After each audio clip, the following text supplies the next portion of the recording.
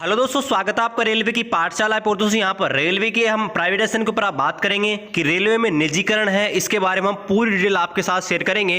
क्योंकि गाइस सुबह से मेरे को बहुत सारे मैसेज आ चुके हैं, पर्सनली मैसेज और ग्रुप में भी बहुत सारे मैसेज आ चुके हैं कि सर बताइए कि रेलवे में प्राइवेटाइजेशन होने जा रहा है, आज के अखबार में आई है, तो इससे क्या नुकसान होने वाले हैं, हम तैयारी करें या नहीं, हमारी जो भर्तियाँ हैं इन पर क्या इफेक्ट पड़ेगा। तो गाइस सारे के सारे जो डाउट हैं वो आज की इस वीडियो में आपको मैं पूरे आपके डाउट हैं वो क्लियर करूंगा कि रेलवे में प्राइवेटाइजेशन है उससे क्या बेनिफिट है, क्या नुकसान है, और इससे आपकी जो वैकेंसी चल रही है करंटली, जैसे एनटीपीसी और ग्रुप डी की चल रही है, उन पे कोई इफेक्ट पड़ेगा या नहीं। तो चलिए दोस्तों वीडियो को शुरू करते हैं। बस एक छोटा सा रिक्वेस्ट है, आप हमारे इस यूट्यूब चैनल पर नए हैं तो अभी सब्सक्राइब कर दीजिए, और जो भी आपके दोस्त रेलवे की तैयारी कर रहे हैं उनके साथ इस वीडियो को शेयर कर दीजिए।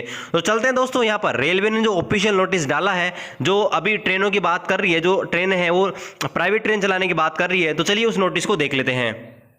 तो गाइस ये है वो नोटिस जो कि रेलवे ने यहाँ पर डाला गया है। अब यहाँ पर देखिए पूरी चीज़, पहले तो हम इन नोटिस को पढ़ लेते हैं और फिर वीडियो के एंड में बताएंगे कि इससे क्या बेनिफिट है और क्या नुकसान होने वाले हैं। तो देखिए पहले हम सबसे पहले पढ़ते हैं कि ministry of railway invites request for qualification for private participation for operating of passenger train services over 109 origin destination pair of routers. यानी कि यहाँ पर बोला गया है कि इंडियन रेलवे है वो आमंत्रित करती है 109 आपके ट्रेनों के जोड़े हैं, यानी कि 109 जिनके आपके ओरिजिन और डेस्टिनेशन, मतलब जहाँ से शुरू होंगी ना वहाँ ख़त्म भी होंगी, 109 ट्रेनें हैं, इनके प्राइवेटाइजेशन के लिए यहाँ पर इनवाइट करती है इंडियन रेलवे। आगे बोला गया कि रेलवे का जो प्रोजेक्ट है उसका टारगेट ये है कि इसमें रेलवे 30,000 करोड़ का निवेश करने वाली है। कितना करने वाली गाइस? 30,000 करोड़ का यहाँ पर रेलवे है वो इन्वेस्ट करने वाली है इस प्राइवेट सेक्टर के अंदर।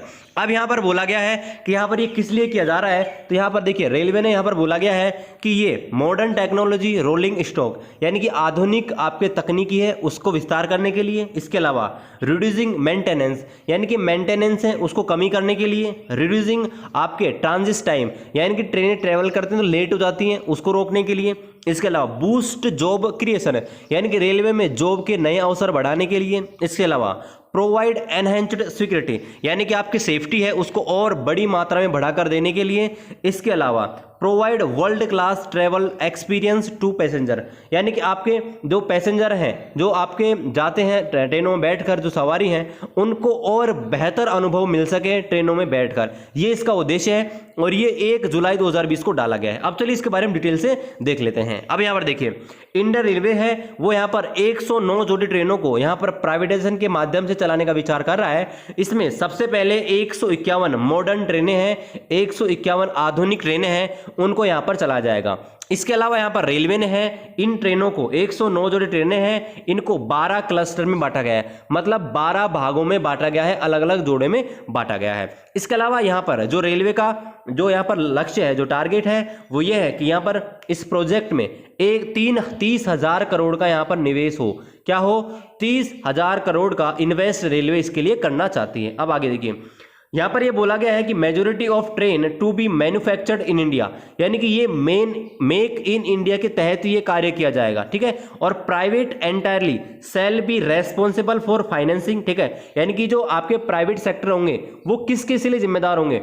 फाइनेंसिंग के लिए, प्रोसेसिंग के लिए, इसके अलावा operation and maintenance of the train, यानी कि इस काम के लिए जो आपका जो प्राइवेट सेक्टर है वो काम करेगा। इसके अलावा यहाँ पर देखिए आगे बोला गया है कि यहाँ पर train shall B designed for maximum speed of 160 kilometre प्रति घंटे, यानी कि आपकी जो ट्रेनें हैं उनको इस प्रकार से डिजाइन किया जाएगा कि उनकी स्पीड 160 किलोमीटर प्रति घंटे के लगभग हो, यानी कि अधिकतम ट्रेनों की स्पीड है वो 160 किलोमीटर प्रति घंटे हो। आगे यहाँ पर बोला गया है this would be a substitutional reduction of journey time, जिससे क्या होगा, जो यात्रा का समय होगा वो कम होगा, ठीक है। इसके अलावा the running time taken by the train shall be comparable और to faster than the fastest train of Indian railway, यानी कि यहाँ पर बोला गया कि इंडियन रेलवे की जो सबसे तेज ट्रेनें हैं ना उनकी तरह ये सारी ट्रेनें भी काम करेंगी, जिससे क्या हो, जल्दी जल्दी काम हो सके, ठीक है। अब आगे देखिए, आगे यहाँ पर बोला गया है द ऑब्जेक्टिव, यानी कि उद्देश्य क्या है इसका। देखिए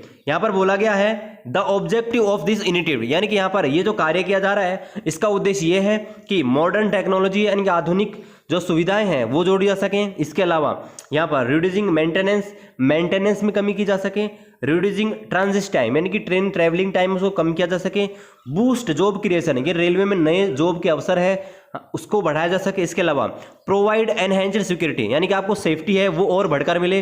provide world class travel experience, यानी कि आपको विश्व की आधुनिक सुविधाएं हैं उनका आनंद आपको मिले ना। इसके अलावा देखिए also reduce demand supply deficiency passenger transport sector, यानी कि आपके जो यहाँ पर सप्लाई का जो आपका सिलसिला होता है, जो सप्लाई होती है वो आपके और अधिक बेहतर तरीके से आपको मिल सके। और ये कॉन्ट्रैक्ट होगा गाइस वो रेलवे है 35 साल के लिए साइन करने वाली है, यानी कि 35 साल के लिए ये जो आपके 109 ट्रेनें जोड़ी हैं ये आपके काम करेंगे, इनको प्राइवेटाइजेशन किया जाएगा। अब चलिए इसके बाद बात करते हैं the private entity shall be पे इंडियन रेलवे फिक्स्ड। अब देखिए यहाँ पर आपको बोला गया है कि जो प्राइवेट सेक्टर होगा इसे जो भी इनकम होगी ना उनको तो रेलवे को देंगे। देखिए किस किस ग्रुप में देंगे, the private entity shall be pay to Indian railway fixed haulage charges, ठीक है। इसके अलावा एनर्जी चार्जेस मतलब ऊर्जा व्यय, इसके अलावा एज पर एक्चुअल कंजप्शन, यानी कि जितना व्यय होता है प्राइवेट सेक्टर का उसको काट पीट के जो इनकम होगी वो डायरेक्ट इंडियन रेलवे को यहां पर दे दी जाएगी आपके प्राइवेट सेक्टर की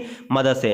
अब दोस्तों मोस्ट इंपॉर्टेंट चीज है वो ये है, देखिए यहां पर बोला गया है these train shall be operated by the driver and guards of Indian railway, यानी कि जो ट्रेनें हैं वो पूरी तरफ से इंडियन रेलवे के जो गुड गार्ड्स हैं और आपके एएलपी होते हैं या आपके असिस्टेंट लोको पायलट या लोको पायलट जो होते हैं एलपी, उन्हीं के द्वारा चलाई जाएगी। मतलब ट्रेन चलाने में तो आपके रेलवे के कर्मचारी ही रहने वाले हैं। चलिए यहाँ पर और देख लेते हैं the operation of the train by the private entity shall confirm to the key performance including like punctuality, reliability, upkeep of the train, यानी कि ये सब चीजें का ध्यान रखा जाएगा। पंचुअलिटी यानी कि समयबद्धता रहेगी, इसके अलावा आपके रेलिबिलिटी रहेगी। ये सारी चीजें आपके इंडियन रेलवे है वो प्राइवेट सेक्टर को जब भी काम देगा तो उसके लिए उसको जिम्मेदारी लेनी पड़ेगी, ठीक है। अब यहां पर देखिए लास्ट में बोला गया है operation and maintenance of the passenger train would be governed by standard and specifications and requirement specified the Indian railway.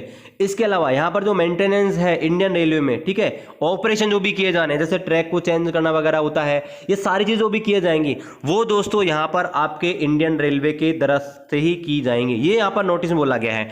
अब चलिए यहाँ पर आप देखते हैं इससे क्या आपके बेनिफिट होंगे और क्या नुकसान होंगे। तो बेनिफिट तो ये है गाइस कि यहाँ से बेनिफिट सबसे अच्छा ये है कि जो ट्रेनें हैं उनमें आपको पता है आधुनिक सुविधाएं मिलने वाली हैं, ठीक है, यानी कि अच्छी सुविधाएं मिलेंगी, फैन अच्छे मिलेंगे, सीट जो आपको पता है सीट जो होती है वो और बेहतर तरीके से मिल जाएंगे, टॉयलेट्स हैं उनमें आपको सुधार होगा, हर आपके जो सीट है उनके ऊपर आपको एलईडी बल्ब मिलेंगी। तेजस ट्रेन का मैंने देखा था वीडियो, ठीक है, तो हर ट्रेन में आपको हर सीट पे आपको ऊपर एक लाइट मिलेगी। उसके अलावा हर कोच में आपको गाइस मिलेगा वहाँ पर एलईडी मिलेगी जिसमें आपको बताया जाएगा कि कौन सा स्टेशन आ चुका है, कौन सा आने वाला है, कौन सा गया है। उसके अलावा जब भी कोई टॉयलेट जाता है तो वहां पर आपको बोला जाएगा कि इस टॉयलेट के कोई अंदर है या नहीं, वहां पर वो लाइट के माध्यम से आपको बताया जाएगा। तो बहुत सारी सुविधाएं हैं वो यहाँ पर मिलने वाली है। अब दूसरे से नुकसान क्या क्या हो सकते हैं, तो गाइस जैसे नुकसान ये होने वाला है कि पहला, अब देखिए ये काम है वो प्राइवेट सेक्टर के ऊपर है, तो प्राइवेट सेक्टर करेगा क्या। पहली बात तो कुछ काम है जैसे कि वहां पर आपको पता है बहुत सारे काम वो प्राइवेट सेक्टर करेगा, तो वहां पर जॉब है ना वो प्राइवेट सेक्टर हो जाएगी कुछ पदों के लिए, है ना। इंडियन रेलवे की जॉब अलग है लेकिन कुछ काम जैसे कि आपको बताया रेलवे है वहां पर आपके उनको बिल्डअप करेगा, नई चीजें बनाएगा, मतलब वहां पे बहुत सारी चीजों अपग्रेड करेगा, तो उनकी जो टीम रहेगी ना वो यहाँ पर अभी डिसाइड नहीं है। अगर काम ही प्राइवेट सेक्टर को दिया जाएगा तो आपको पता है जब ट्रेन का अपग्रेडेशन किया जाएगा मतलब उनमें सब चीज चेंज की जाएगी, विंडो चेंज करेंगे, फैन चेंज करेंगे, सारी चीजें चेंज की जाएंगी, तो वो काम आपके एक तरीके से प्राइवेट सेक्टर करेगा, ठीक है। दूसरा क्या नुकसान हो सकता है कि इससे जो किराया है वो तो बढ़ के मिलेगा। आपको पता है तेजस ट्रेन चली थी उसका किराया आपके बहुत महंगा था। भारत की जो पहली प्राइवेट ट्रेन थी वो 4 अक्टूबर 2019 को चली थी, ठीक है, ये भारत की पहली प्राइवेट ट्रेन थी और उस टाइम पे गाइस बहुत बड़ा प्रोटेस्ट हुआ था, ठीक है, बहुत तगड़ा प्रोटेस्ट हुआ था। स्टूडेंट ने 8 महीने पहले बहुत भारी मात्रा में यहां पर प्रोटेस्ट किया था और दूसरे दिन रेलवे मंत्री थे पीयूष गोयल, उन्होंने खुद भाषण दिया था लाइव आकर कि अभी अभी रेलवे में प्राइवेटाइजेशन के लिए कुछ भी ऐसा नहीं निर्णय लिया गया है, लेकिन वहां पर उस समय भी यही घोषणा की गई थी 150 ट्रेनों को प्राइवेटाइजेशन किया जाएगा और वो काम भी लग रहा है। अब देखिए और क्या नुकसान हो सकता है, और नुकसान गाइस ये हो सकता है कि जो प्राइवेट सेक्टर है वो क्या करेगा, ट्रेनों को उसी रूट पर चलाएगा जहां पर उनको ज्यादा इनकम हो, यानी कि शहरी इलाकों में, यानी कि ग्रामीण इलाकों में के लिए ट्रेनें हैं वो बहुत कम मिलेंगी, यानी कि जो शहरी इलाके हैं जहां पर जनसंख्या ज्यादा रहती है, जहां पर उनको लगता है कि उनको प्राइवेट सेक्टर जहां से बेनिफिट ज्यादा हो सकता है, उन ट्रेनों को वहीं पे चलाएंगी। तो ये सारे नुकसान है। इसके अलावा बात कर लेते हैं मोस्ट इंपोर्टेंट की जो भी रेलवे की तैयारी कर रहे हैं उनके ऊपर क्या इफेक्ट पड़ने वाला है। तो गाइस फिलहाल जो भी वैकेंसी चल रही है ना, इनके ऊपर तो कोई इफेक्ट नहीं पड़ेगा, ठीक है, कोई भी इफेक्ट नहीं पड़ेगा, क्योंकि अभी आपको पता था गोरखपुर जोन के ऊपर एक बहुत बड़ा इफेक्ट पड़ा था। आपको पता था कि जितनी सीटें थी उनसे ज्यादा ले लिए कैंडिडेट, तो वहां पर उन्होंने वैकेंसी को रद्द नहीं की, उन्होंने क्या कर दिया कि दूसरे जोन में स्टूडेंट को भेज दिया। तो ऐसा नहीं है कि अगर प्राइवेटाइजेशन होता है तो गाइज हो सकता है कि इन फ्यूचर आपके वैकेंसी आपको कम मिले, लेकिन वर्तमान में जो वैकेंसी चल रही है ना उनको एक तरह से कम करना या खत्म करना बहुत ही कठिन प्रक्रिया है, क्योंकि अगर ऐसा करता है तो आपको पता है कितने स्टूडेंट हैं वो प्रोटेस्ट करेंगे और ये इतना आसान नहीं होता है। तो आप ये सोच के मत चलिए कि ये जो प्राइवेटाइजेशन है ये आज से नहीं हुआ है गाइस, ये तो बहुत पहले से हो रहा है रेलवे में, ठीक है, ये रेलवे के लिए कोई नई बात नहीं कि प्राइवेटाइजेशन किया जा रहा है।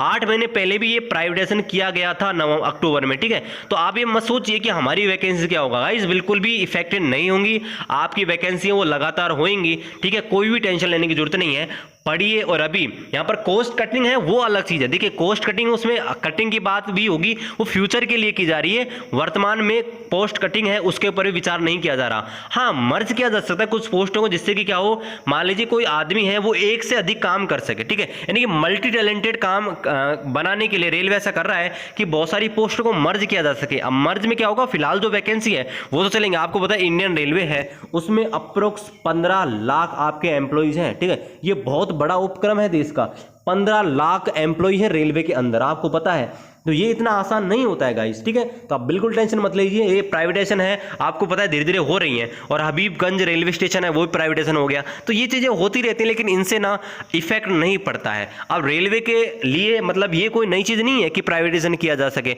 और सरकार के लिए भी पता नहीं सरकार क्या करे, कभी किस चीज को बेचने की बात कर रही है। अभी थोड़े दिन पहले आया था यूपी का एक कानपुर सेंट्रल स्टेशन था, उसको भी प्राइवेटाइजेशन करने की बात की जा रही थी। तो यहाँ पर प्राइवेटाइजेशन से फायदे भी हैं नुकसान भी है, तो ये आपके ऊपर है कि आप इसको किस प्रकार से लेते हैं गाइस, ठीक है गाइस। तो आज मैंने इस वीडियो में आपको बताया कि किस प्रकार से प्राइवेटाइजेशन है, उससे क्या बेनिफिट है क्या नुकसान है, और आशा करते हैं कि वीडियो आपको पसंद आया होगा, सारे डाउट मैंने क्लियर कर दिए हैं।